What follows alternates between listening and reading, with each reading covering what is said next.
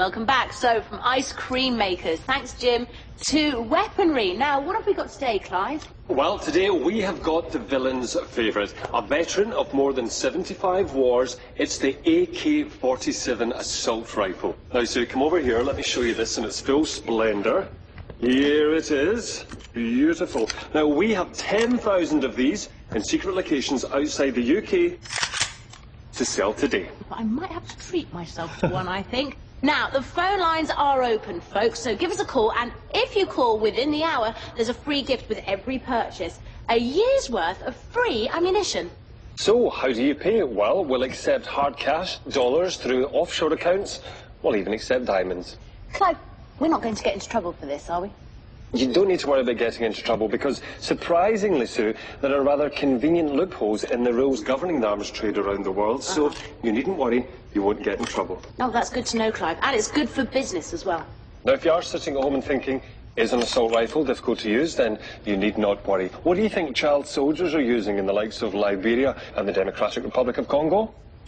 Not one of these. They are. They're using AK-47s, right? Well, I tell you what, we've got Sam in the studio now, haven't we? And he's going to do a demo. OK, Sam, so in your own time, whenever you're ready.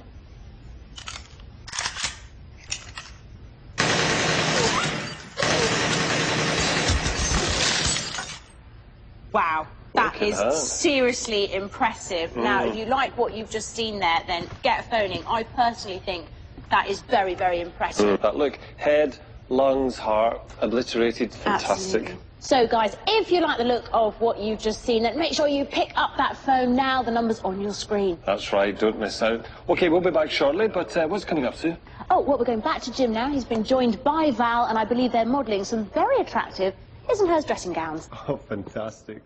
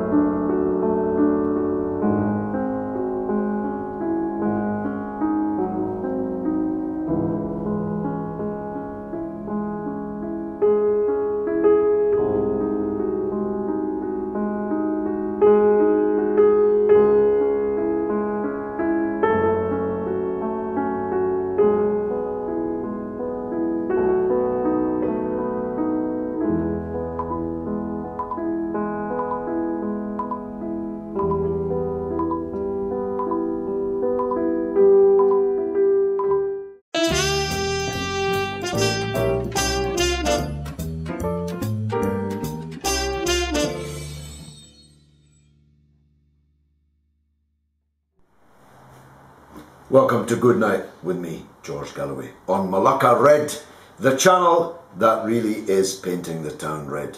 It is attracting thousands and thousands and thousands of viewers every week, which for a political podcast is pretty good going. And don't forget, you can also follow me on Twitter at George Galloway, and you can follow me on Facebook at George Galloway MP. You can also download the Gallo app entirely free of charge from iTunes and elsewhere. But these weekly podcasts have proved a success, and a great many people are now writing in and raising questions with me. So I've got a few of them here. I want to deal with some big substantive issues shortly, but I wanted to interact with you to the extent that I'm able in the following respect. The Diaspora channel, I want to thank them. They've supported us right from the very beginning. And a channel called P220394, who's been watching since the first episode. Big thanks to you, my friend. Keep watching. And M3ZRY asks, what was it like meeting Castro? Well, I've met Fidel Castro many, many times. It was just the most captivating times I've ever spent. You usually meet Fidel late in the night and until the morning. I have oftentimes been talking with him through the night, and once upon a time I went swimming with him when the sun came up in the Caribbean. How about that? Fidel Castro is an extraordinary person with a fantastic grasp of facts and figures, the kind of grasp I don't have generally myself. Fidel only wants to know exact numbers.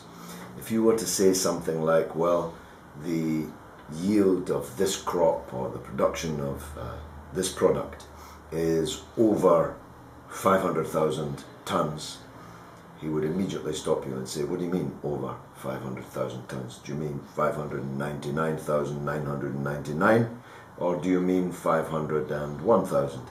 And he has inculcated this approach to the entire Cuban people so that they are actually walking encyclopedias.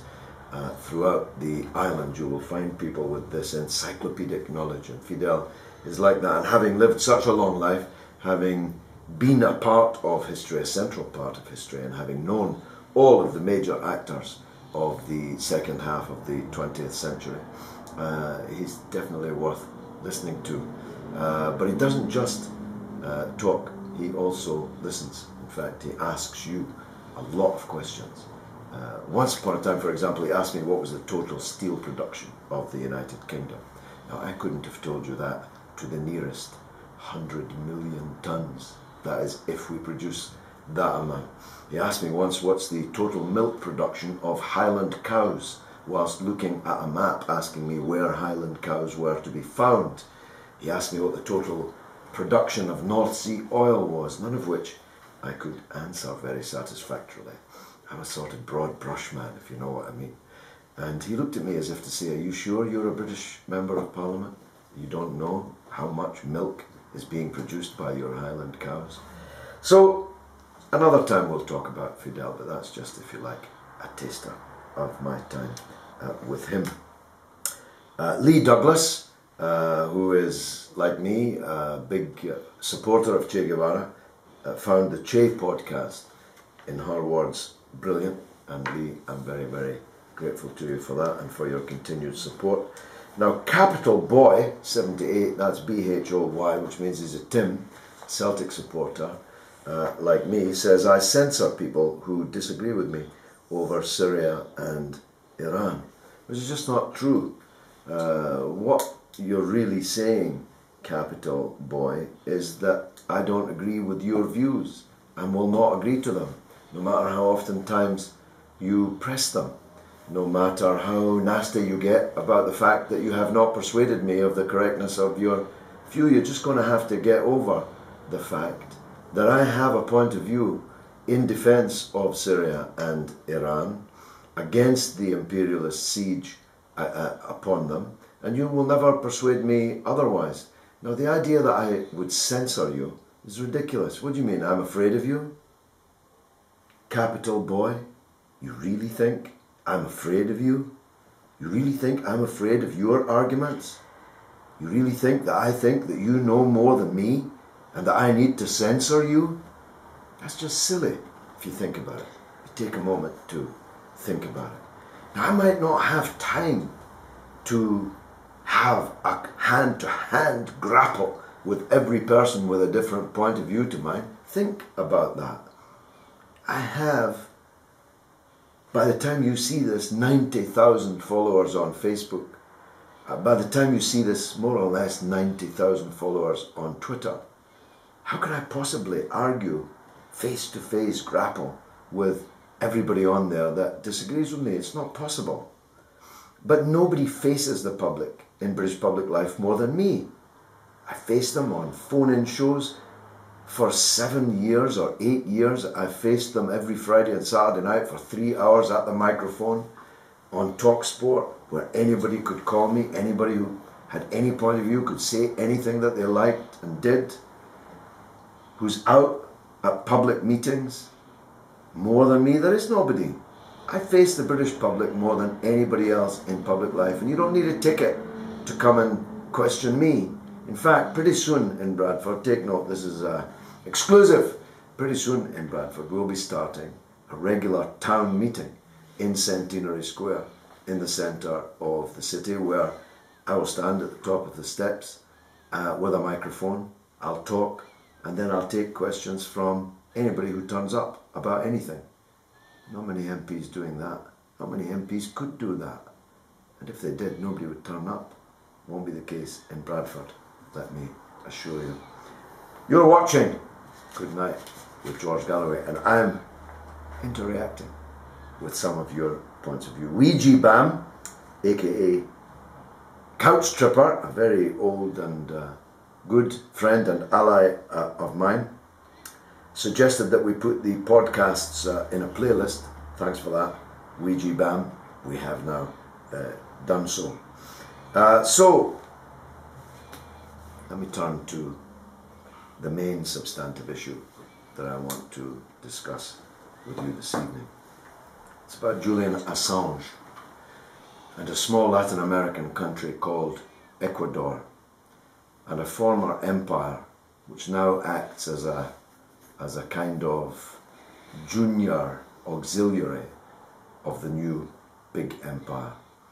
I'm talking about Jullian Assange, WikiLeaks, Ecuador, William Hague, Britain, and of course the elephant in the corner of the room, the United States of America. For me, it's really pretty clear-cut. For a surprising number of people, most of whom have got Twitter accounts, it's remarkably unclear. For me, as I shall seek to establish after this, everybody knows, or ought to, what's going down.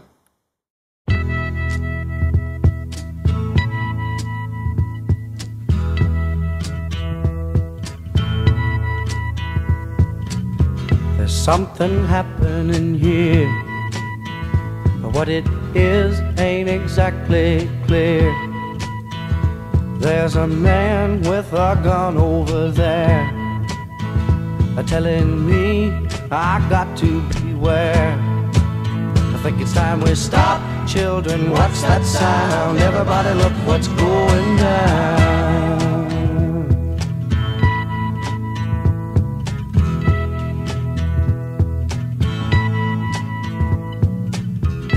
Battle lines being drawn. Nobody's right if everybody's wrong. Young people speaking their minds are getting so much resistance from behind. Every time we stop, hey, what's that sound? Everybody look what's going down.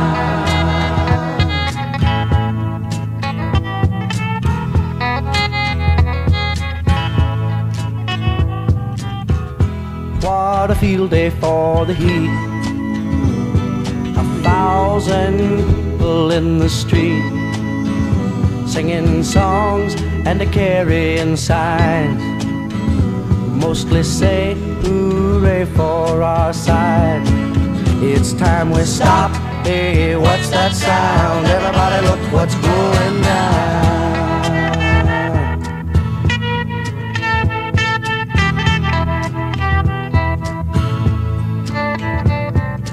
Paranoia strikes deep into your life, it will creep. It starts when you're always afraid. Step out of line, the man come and take you away. We better stop. Hey, what's that sound? Everybody look what's going. We better stop. Hey, what's that sound? Everybody look what's going. We better stop now. What's that sound? Everybody look what's going. We better stop. Children, what's that sound?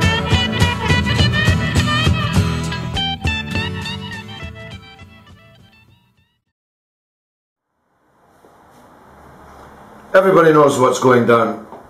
At least they will do after I've finished speaking, I hope, on the next issue we're going to discuss, Jullian Assange.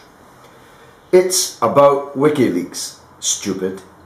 It's not about totally unproven allegations on which Jullian Assange has never been charged, on which the Swedes refused to question him by video link in London, on which the Swedes refused to send their police officers to London to question Jullian Assange, on which the Swedes refused to give an undertaking that if Jullian Assange returns to Sweden to face questioning on these matters, which could easily be cleared up in London, that the Swedes will not extradite him to the United States of America.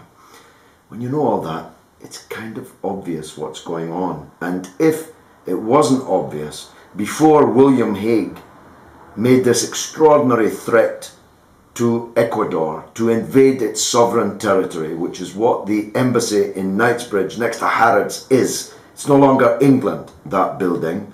That building is Ecuador, just like the British embassy in Ecuador is actually Britain, not Ecuador. No country under the Vienna arrangements has the right to enter anybody else's sovereign diplomatic territory. Nobody.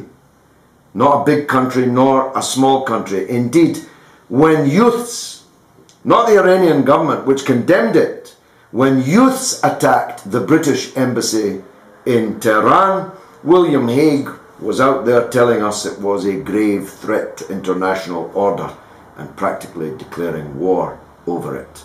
And yet the same William Hague has sent Inspector Knacker of the Yard and PC Plod by the dozen, who's better employed out in the streets of London dealing with the actual crime wave that's taking place, have sent them in to effectively blockade a thin, rather odd, flaxen-haired fellow called Jullian Assange, whose only crime is a big one. His crime was, through WikiLeaks, to expose malfeasance by states, including our own and the United States of America, on a truly gargantuan scale. WikiLeaks has revealed more secrets that the rich and the powerful would like to have concealed from us forever than any organization, any individual ever in history.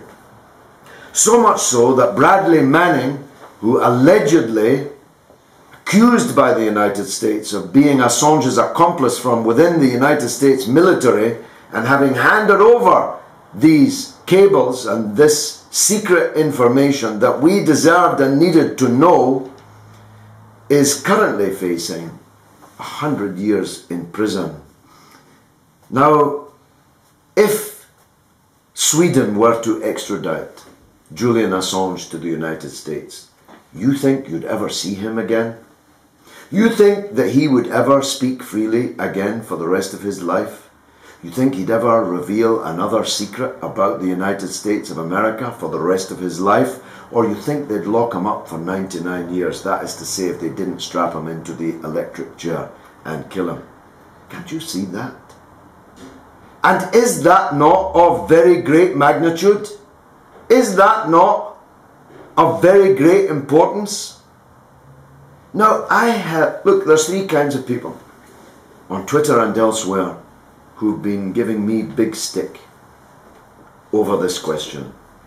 One set are, even though some are pretending not to be, actually supporters of British and American imperialism. They were almost certainly supporters of the invasion and occupation of Iraq, the invasion and occupation of Afghanistan. Maybe they even still support the occupation of Afghanistan. Very few can be found to support what happened in Iraq, but there are still some useful idiots around who are ready to support the killing in Kandahar, the killing in the killing fields of Helmand province and elsewhere in benighted, occupied Afghanistan. So that's one group of people. I understand them, though it would be better if they were being honest. They hate Assange because they hate WikiLeaks, because they hate WikiLeaks revealing the dirty laundry of the dirtiest, most powerful rulers on the earth, Bush and Blair and their likes. Well, you can understand how they would hate Julian Assange. There's a second group of people who would describe themselves as liberals with a small l, maybe with a big L, as liberals who believe in something called, quote, the rule of law. Even though Julian Assange actually hasn't been charged, never mind tried, never mind convicted of any criminal offence in Sweden, the rule of law requires Assange to go to Sweden, even if he's promptly then dispatched, extradited by Sweden to the United States to disappear into a black hole forever. Now, hey, that's a strange kind of liberalism. There are some people who cannot see the moat for staring at the beam. There are some people cannot see the wood for the trees. There are some people cannot see past the end of their nose. This is not about the allegations of sexual misconduct, to which I shall turn in a moment, against Jullian Assange with 2 of his consensual girlfriends. Do you really think the British have surrounded the Ecuadorian embassy in London over the allegations of sexual misconduct by 2 rather free and liberal women in a very liberal country called Sweden? You really think that? Or do you think it's about the fact that the United States has had a secret grand jury sitting for well over a year preparing a sealed secret indictment against Jullian Assange for WikiLeaks' revealing of America's vital secrets? You decide. You decide what this is about, the one or the other. If you can't, you're probably watching the wrong channel here. You probably ought to be watching, I don't know, CBBC, something like that. Now there's a third group, much more serious, that I need to turn to, because what I'm going to say is going to be controversial. But somebody has to say this. Because a kind of reign of intellectual terror has now descended upon this issue, at least in Britain, and I suspect elsewhere in the Western world. Let me tell you that I think that Jullian Assange's personal sexual behaviour is sordid, disgusting. I condemn it.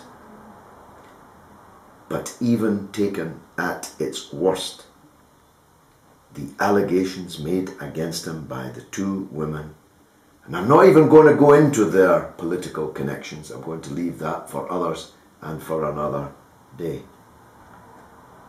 I'm going to leave the fact that one, maybe both of his accusers have the strangest of links to the strangest of people, organizations and states. I'm going to leave that entirely aside. Even taken at its worst, if the allegations made by these 2 women were true, 100% true, and even if a camera in the room captured them, they don't constitute rape.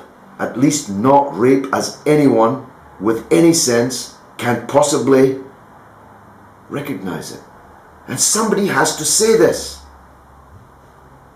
Let's take woman A. Woman A met Jullian Assange, invited him back to her flat, gave him dinner, went to bed with him, had consensual sex with him, claims that she woke up to him having sex with her again. Something which can happen, you know. I mean, not everybody needs to be asked prior to each insertion.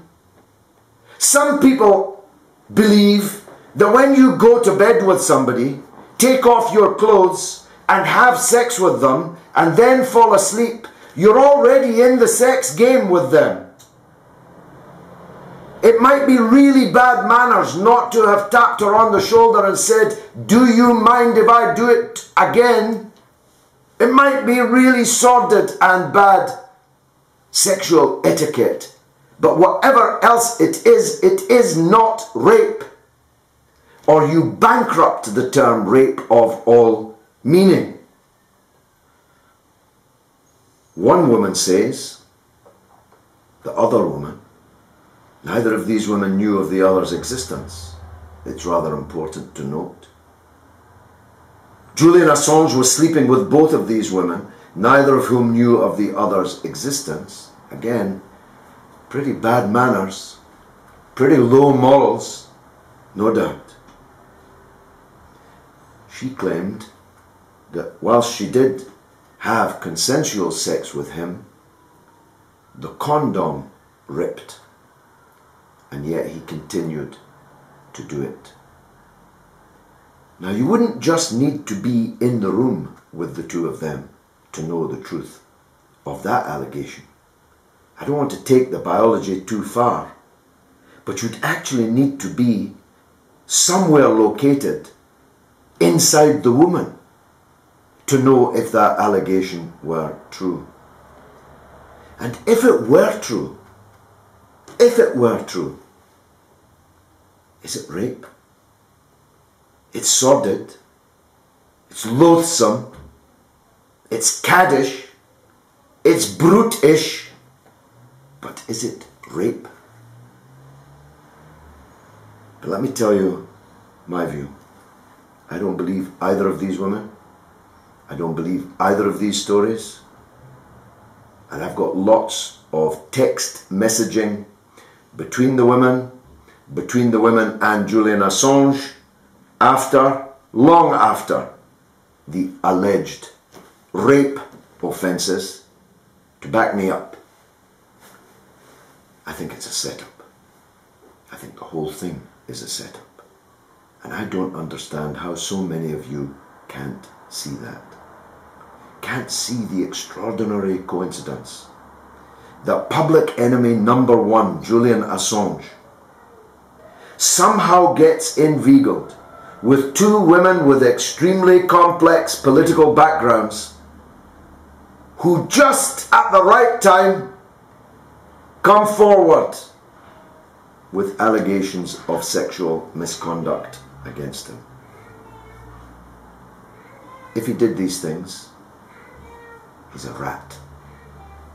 On a personal level, he might well be a rat. But the United States Empire, the British Empire, the imperial system, which around the world is slaughtering human beings by the million, cutting their throats, starving them to death, leaving them to die of poverty and avoidable disease in their millions. It's a much bigger rat, no? Imperialism's a bigger rat than Jullian Assange, no? So why would you want Assange to be delivered to the United States and silenced forever? Why would you want that unless you were on the side of the empire? I'm asking you to think about that. Now, it will set Latin America alight with anti-British feelings if William Hague lifts a finger against the Ecuadorian embassy in London. I caution him not to do it. Britain's behaviour over the Falkland Islands is already a major problem for this country in Latin America, which is booming so hard that in Chile they're running out of banknotes. So fast are the Santiago citizens spending them. Brazil just overtook us as the 6th biggest economy in the world. All over Latin America, progressive, left-wing and socialist governments are coming to power and holding power, and Latin America is a coming, happening place. It's not a bad idea seeking political asylum in Latin America these days, though it's come to something that you come to London to claim political asylum in Latin America. But that's the way the torch has passed. It's not a good idea, Mr. Hague, to damage Britain's interests still further. It's really not. Not over this. Why would you do this? Just to serve the United States of America? Haven't you extradited enough people in your one-sided relationship with the USA? Can't you see that this will store up trouble for us and expense for us? Because Assange ain't coming out of those 2 rooms, and you, unless you have taken leave of your senses, will not enter those 2 rooms, for to do so would leave British embassies in every capital in the world vulnerable to just such similar attack, and you wouldn't have a leg to stand on. I don't know how we're going to resolve this impasse. I just know that you, Mr. Hague, are very unlikely to get your hands on Mr. Assange, in which case you have given us now the mother of all problems. diplomatic, financial and policing problems. I mean, if he emerges wrapped up in a diplomatic bag, headed for the Ecuadorian airline at Heathrow as a piece of diplomatic cargo, what are you going to do? If you seize the bag, then you have done the same as having invaded the embassy. The bag is sovereign Ecuadorian territory, even if it's got Jullian Assange in it. Well, that's my view. I want to hear yours. I know that what I have said about Jullian Assange will not be enjoyed by many, but I'm asking you to think carefully about what I'm saying. And I make no apology, because I've been goaded on Twitter beyond any limit that I can accept. I will not be terrorized, intellectually terrorized, into bankrupting the word rape of its actual horrific meaning. Rape is a horrific thing. The currency should not be debased by describing other things, however base, as being rape. This has been George Galloway. It's Good Night with George Galloway.